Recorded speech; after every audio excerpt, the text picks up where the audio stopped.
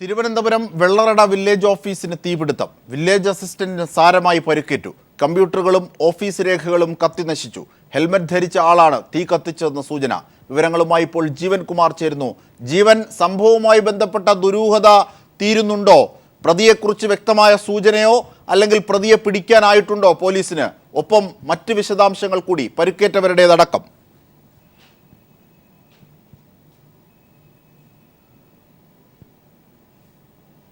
ജീവൻ,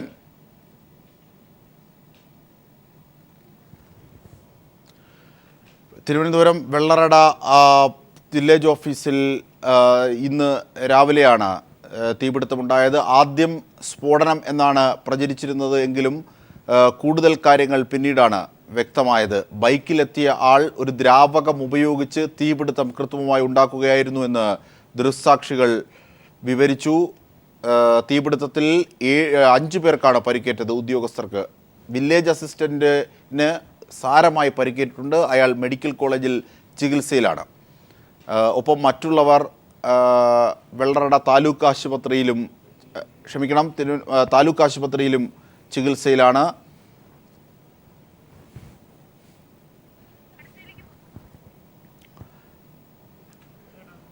തീർച്ചയായും ബൈക്കിൽ വന്ന ആൾ ഏതോ ദ്രാവകം ഒഴിച്ച് തീ വയ്ക്കുകയായിരുന്നുവെന്ന് വെള്ളറട വില്ലേജ് ഓഫീസർ മോഹനനും മറ്റൊരു ദൃക്സാക്ഷിയും പറഞ്ഞു. ആ വാക്കുകളിലേക്ക്. എന്തോ ഇങ്ങനെ കൊണ്ട് ഒഴിക്കുന്ന പോലെ തോന്നി. അത് തീ കത്തിച്ചപ്പോൾ ഇങ്ങനെ ആളി കത്തിക്കൊടുന്നു. പടം നമ്മൾ അടുത്തിങ്ങനെ വന്നപ്പോൾ നോക്കുമ്പോൾ അതൊക്കെ മുമ്പോട്ട് വന്ന് പുറത്തിറങ്ങാൻ വഴിയില്ല. വേറെ ഒരു നോക്കിയില്ല. കക്കൂസിൻ്റെ പുറത്ത് വളരെ ബലമില്ലാത്ത ഒരു വെന്റിലേറ്റർ ഉള്ളത്. അത് നാട്ടുകാരെ പുറത്തു നിന്ന് വലിയ കോടാലി കൊണ്ട് വെട്ടി പൊളിച്ച് അപ്പോൾ ഇവിടെ ഒരാൾ അകത്ത് നിന്ന് ആൾക്കാരെ രക്ഷിക്കാൻ വേണ്ടി ഒരാൾ ശ്രമിച്ചു. വേണുഗോപാൽ, അദ്ദേഹത്തിനാണ് ഭയങ്കര പൊള്ളലും കാര്യമായി.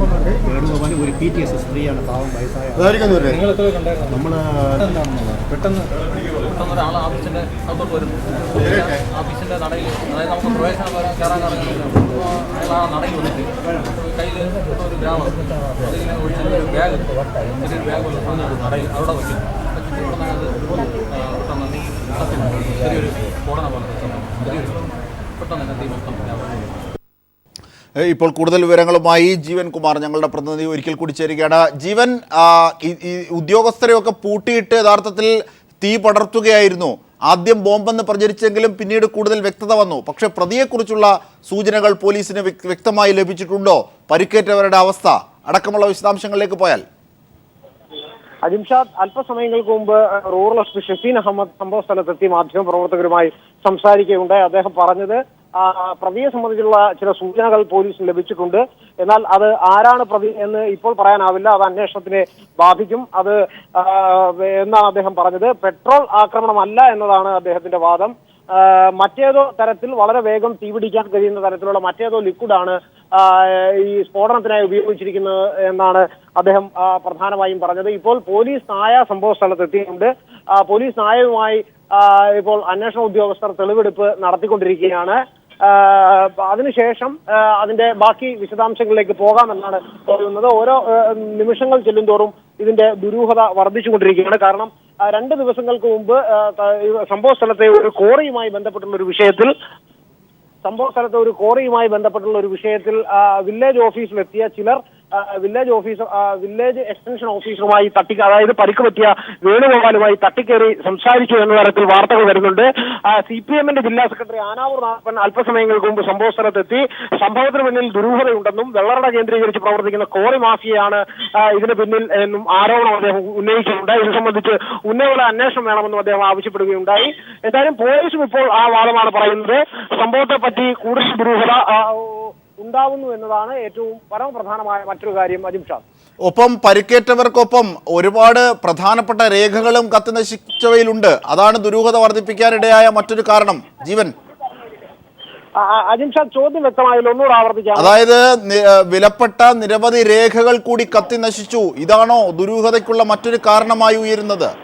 അജിംഷാദ്, ഇവിടെയാണ് നമ്മൾ ചില കാര്യങ്ങൾ പരിശോധിക്കേണ്ടത്. പക്ഷേ ഇപ്പോൾ അതിനുള്ള സാഹചര്യമാണോ എന്നറിയില്ല. പക്ഷേ എന്നിരുന്നാൽ പോലും 2010 മുതൽ blue mount sand and aggregative private limited എന്ന ഒരു കമ്പനി ഇവിടെ വെള്ളറട കേന്ദ്രീകരിച്ചുകൊണ്ട് മൈനിങ് നടത്തുന്നതിനായി ചില അഭ്യർത്ഥനകൾ നൽകിയിരുന്നു. 14 ഏക്കർ 80 സെന്റ് അവർക്ക് സ്വന്തമായി ഉണ്ടായിരുന്നു എന്നതാണ് അവർ അവകാശവാദമായി പറഞ്ഞത്. എന്നാൽ അതിനെ തുടർന്ന് ഒരു അന്വേഷണം നേരത്തെ Sajith Babu land revenue commissioner ആയിരുന്ന ഘട്ടത്തിൽ നടത്തിയിരുന്നു.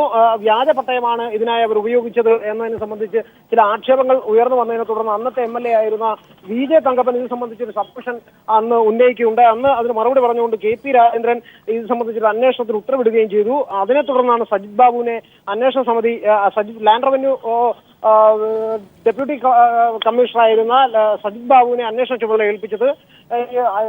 സജിത് ബാബുവിന്റെ റിപ്പോർട്ടിൽ ഇത് സംബന്ധിച്ച് ഇവർ നടത്തിയത് വളരെ സംശയാസ്പദമായ ഇടപാടാണ് എന്ന് പറഞ്ഞിരുന്നു. ഇത് സംബന്ധിച്ചൊരു വിജിലൻസ് എൻക്വയറി ഇപ്പോൾ സ്പെഷ്യൽ ഇൻവെസ്റ്റിഗേഷൻ യൂണിറ്റ് 2 നടത്തിക്കൊണ്ടിരിക്കുകയാണ്. അത് സംബന്ധിച്ച് നിർണായകമായ ചില രേഖകൾ വിജിലൻസ് ഉദ്യോഗസ്ഥർ അടുത്ത ദിവസം, അതായത് മറ്റന്നാൾ കൈമാറാനിരിക്കെയാണ് ഇവിടുത്തെ BTR രജിസ്റ്റർ അടക്കമുള്ള ഭൂമി സംബന്ധിച്ചുള്ള സുപ്രധാനമായ രേഖകൾ കത്തി നശിച്ചു പോയിരിക്കുന്നത് എന്നതും ഏറെ സുപ്രധാനമാണ്. ഇപ്പോൾ ഈ സംഭവമായി ഇതിന് കൂട്ടി വായിക്കാൻ കഴിയുമോ എന്നറിയില്ല എങ്കിൽ പോലും ഇത് സംബന്ധിച്ച് ആക്ഷേപം പൊതുജനങ്ങളുടെ ഭാഗത്തു നിന്ന് ഉയരുന്നു. ഉത്തരവാദിത്തപ്പെട്ട രാഷ്ട്രീയ പാർട്ടിയുടെ ജില്ലാ സെക്രട്ടറി ആനാവൂർ നാഗപ്പൻ തന്നെ ഇത് സംബന്ധിച്ച് ഇത്തരത്തിൽ ഒരു ആക്ഷേപം തങ്ങൾക്കുണ്ട്. ഭൂമാഫിയാണ് ഈ ആക്രമണത്തിന് പിന്നിലെന്ന ആക്ഷേപം ഉന്നയിക്കുന്നു.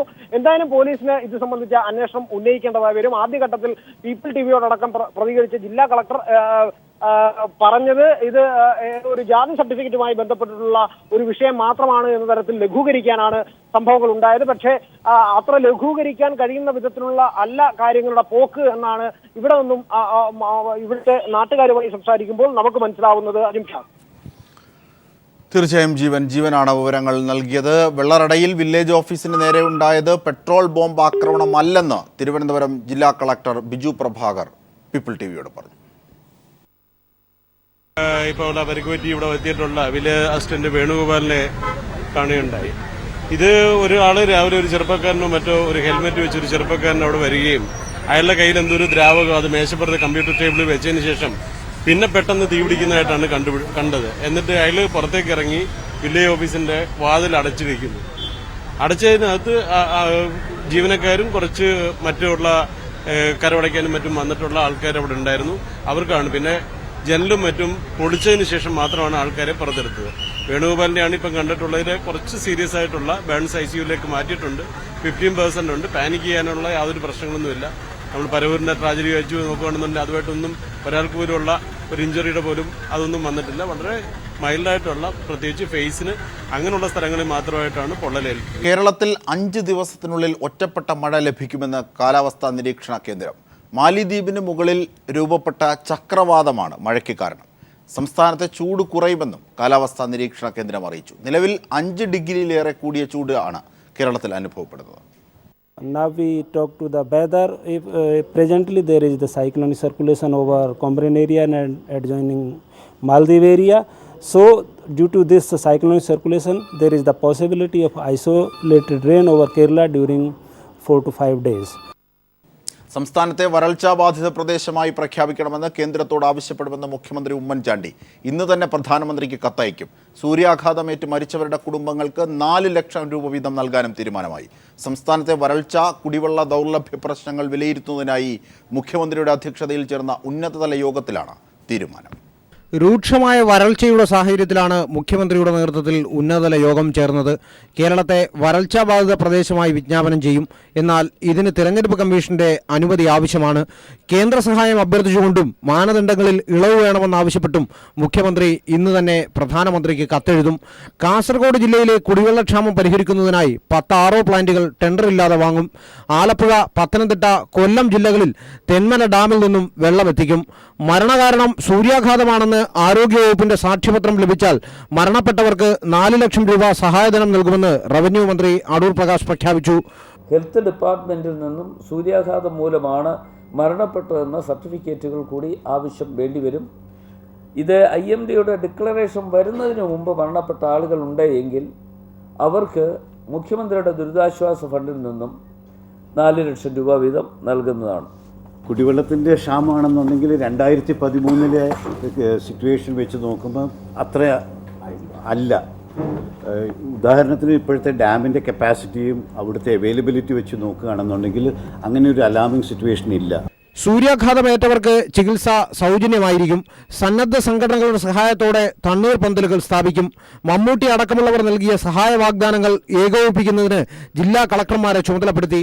കുടിവെള്ള വിതരണം ഏകോപിപ്പിക്കുന്നതിനായി ജലവകുപ്പ് സെക്രട്ടറി VJ കുര്യനെ യോഗം ചുമതലപ്പെടുത്തി.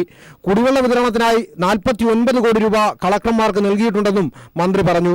Chief secretary PK Mohanty, revenue വകുപ്പ് സെക്രട്ടറി വിശ്വാസ് മേത്ത, ജല secretary VJ Kurian, finance secretary KM Abraham എന്നിവർ ഉന്നതതല യോഗത്തിൽ പങ്കെടുത്തു. News bureau, Thiruvananthapuram. സംസ്ഥാനത്ത് രൂക്ഷമായ വരൾച്ചക്കെടുതി നേരിടാൻ സന്നദ്ധ പ്രവർത്തനവുമായി നടൻ മമ്മൂട്ടിയും. ഇതിന്റെ ഭാഗമായി സഹായ മനസ്ഥിതിയുള്ളവരെയും സംഘടനകളെയും പങ്കെടുപ്പിച്ച് ഇന്ന് വൈകിട്ട് കൊച്ചിയിൽ യോഗം ചേരും. സന്നദ്ധ പ്രവർത്തകരും സർക്കാരും ചേർന്നുള്ള ദുരിതാശ്വാസ പ്രവർത്തനത്തിന് മുൻകൈയെടുക്കാൻ തയ്യാറാണെന്ന് മമ്മൂട്ടി ഇന്നലെ മുഖ്യമന്ത്രിയെ നേരിട്ട് കണ്ട് അറിയിച്ചിരുന്നു. അഗസ്റ്റ വെസ്റ്റ്ലാൻഡ് ഹെലികോപ്റ്റർ ഇടപാടിൽ സോണിയാഗാന്ധി ഉൾപ്പെടെയുള്ളവർക്കെതിരെ അന്വേഷണം ആവശ്യപ്പെട്ട് സുപ്രീം കോടതിയിൽ പൊതു താൽപ്പര്യ ഹർജി കോടതി അടുത്ത ആഴ്ച പരിഗണിക്കും. അഗസ്റ്റ വെസ്റ്റ്ലാൻഡ് ഭഗത് സിംഗ് വിവാദങ്ങളിൽ രാജ്യസഭയിൽ ഇന്ന് പ്രതിപക്ഷ പ്രതിഷേധമുണ്ടായി. ഭഗത് സിംഗിനെ ഭീകരവാദിയായി ചിത്രീകരിക്കുന്ന ദില്ലി സർവകലാശാലയുടെ പാഠപുസ്തകം തിരുത്തണമെന്ന് പ്രതിപക്ഷം ആവശ്യപ്പെട്ടു. ഭരണഘടനയെക്കുറിച്ചാണ് കോൺഗ്രസ് അംഗങ്ങൾക്ക് അറിവുള്ളതെന്ന സുബ്രഹ്മണ്യ സ്വാമിയുടെ പ്രസ്താവനയിൽ രാജ്യസഭയിൽ വൻ ബഹളമുണ്ടായി. സ്വാമി പ്രകോപനം സൃഷ്ടിക്കുകയാണെന്ന് ഡെപ്യൂട്ടി സ്പീക്കർ കുറ്റപ്പെടുത്തി. പ്രസ്താവന സഭാ നടപടികളിൽ നിന്നും നീക്കം ചെയ്യണമെന്നും സ്പീക്കർ റൂളിംഗ് നൽകി. രാജ്യസഭ MPയായി സ്ഥാനമേറ്റ 2ാം ദിവസവും പ്രകോപന പ്രസ്താവനകൾ നടത്തിയ സുബ്രഹ്മണ്യ സ്വാമിക്കെതിരെയായിരുന്നു കോൺഗ്രസ് അംഗങ്ങളുടെ പ്രതിഷേധം. ഇന്നലെ അഗസ്റ്റ വെസ്റ്റ്ലാൻഡ് ഇടപാടിൽ സോണിയാഗാന്ധിക്ക് പങ്കുണ്ടെന്ന സുബ്രഹ്മണ്യ സ്വാമിയുടെ പ്രസ്താവന സഭയിലേറെ ബഹളമുണ്ടാക്കിയിരുന്നു. ഇന്ന് ഭഗത് സിംഗ് വിവാദത്തിൽ സുബ്രഹ്മണ്യ സ്വാമിയുടെ വിശദീകരണമായിരുന്നു പ്രതിഷേധത്തിനിടയാക്കിയത്. ഭഗത് സിംഗിനെ തീവ്രവാദിയായി ചിത്രീകരിക്കുന്ന സർവകലാശാലയിലെ പുസ്തകം മാനവവിഭവശേഷി മന്ത്രാലയം ഇടപെട്ട് തിരുത്തണമെന്ന് സമാജ്വാദി ആവശ്യപ്പെട്ടു. കൂടാതെ അലിഗഡ് സർവകലാശാലയെക്കുറിച്ച് പറഞ്ഞ SP നേതാവ് KC ത്യാഗി സുബ്രഹ്മണ്യ സ്വാമിയുടെ പേരും പരാമർശിച്ചു. ഇതിൽ വിശദീകരണവുമായി എഴുന്നേറ്റ സ്വാമിയെ കോൺഗ്രസ് അംഗങ്ങൾ തടഞ്ഞു.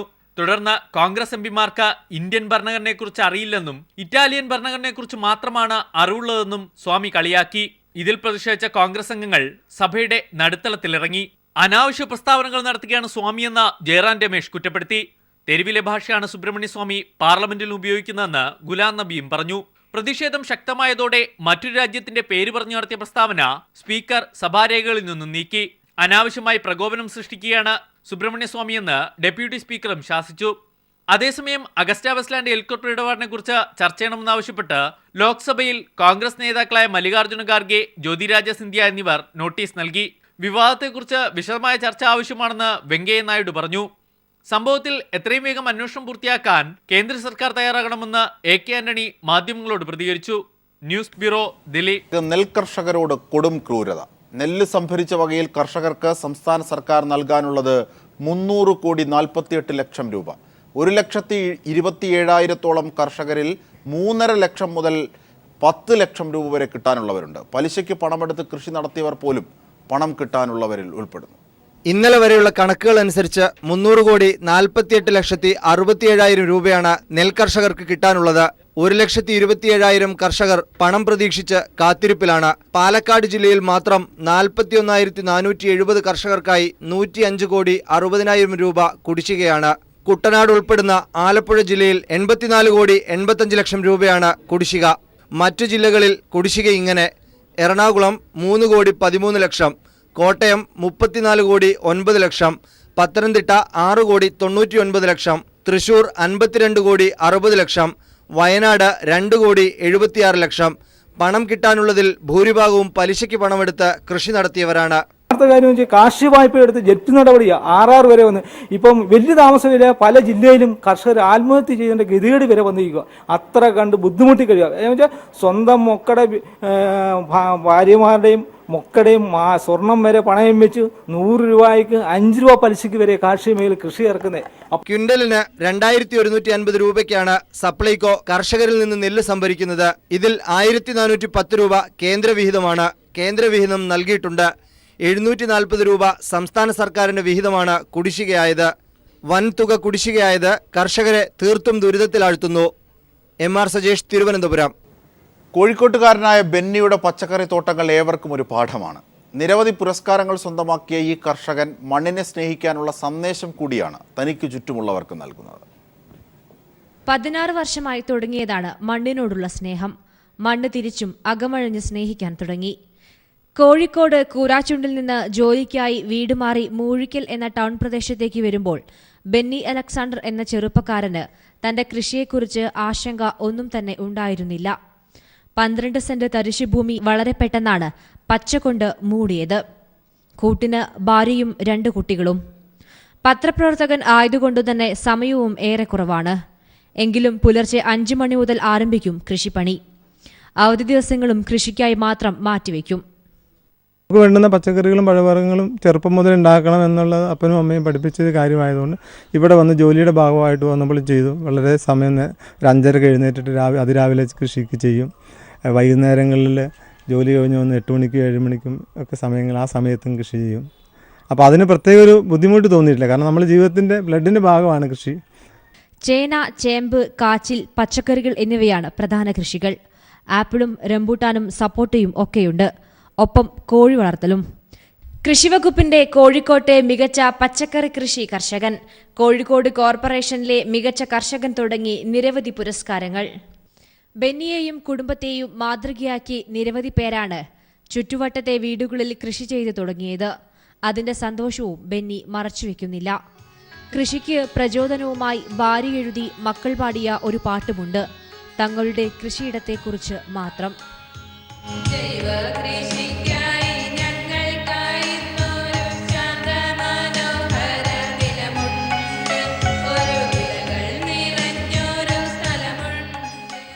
News bureau, Kozhikode.